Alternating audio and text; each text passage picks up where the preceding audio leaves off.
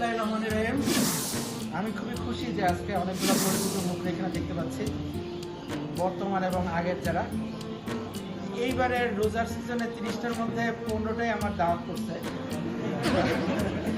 দিনকাল ভালো তো, তবে খারাপ সময়েও এই সার্জেন্ট জহুরুল খোলার ছেলেরা আমাকে দাওয়াত দিত, ওই সময় আসতাম। এর জন্য আপনাদের কথা দিচ্ছি, এটা মিস করি নাই। এবং আরেকটা কারণেও এই হলটার আমার পছন্দ, কারণ এখানে অনেকগুলো সাহসী ছেলেপেলে আছে। হ্যাঁ, আমি আলাদা করে আইডেন্টিফাই করতেছি না, সবাই কম বেশি, কিন্তু সাহসী সংখ্যা এখানে বেশি। এটা হয়তো ওই সার্জেন্ট জহুরুল খোলার নামের প্রভাব হিসাবে। লেখাপড়াও ভালো আর সাহসী, এই দুইটা যদি একসাথে হয় তাহলে অবশ্যই ভালো, ভবিষ্যতে আরও উন্নত হবে। এবং আমি চাই যে এরকম অনুষ্ঠানগুলো বজায় থাকুক, অ্যাটলিস্ট বছরে একবার করে আসাটা খারাপ না। এবং এই বিষয়ে সবার মনোযোগ আকর্ষণ করে মনোযোগের সাথে কাজকর্ম করা এবং শৃঙ্খলা বজায় রাখা, যেহেতু আমার কাজ এখন আবার শৃঙ্খলা বজায় রাখার বিষয় চলে গেছে।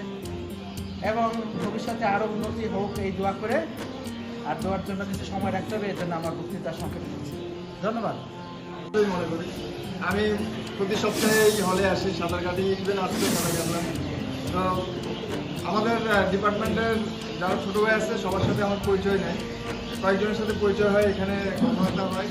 তারপরও মানে যখন দেখা, এখন তো মনে হয় 30তম ব্যাচ চলতেছে না, 31তম, তো নাম্বারটা শুনি আর খালি নিজের মনে হয় কি বয়স হয়ে যাচ্ছে, কিন্তু প্রাণে কিন্তু এখনও বলতে পারি যে আমি ওই যে 31তম ব্যাচের সাথেই আছি অনেক প্রাণে।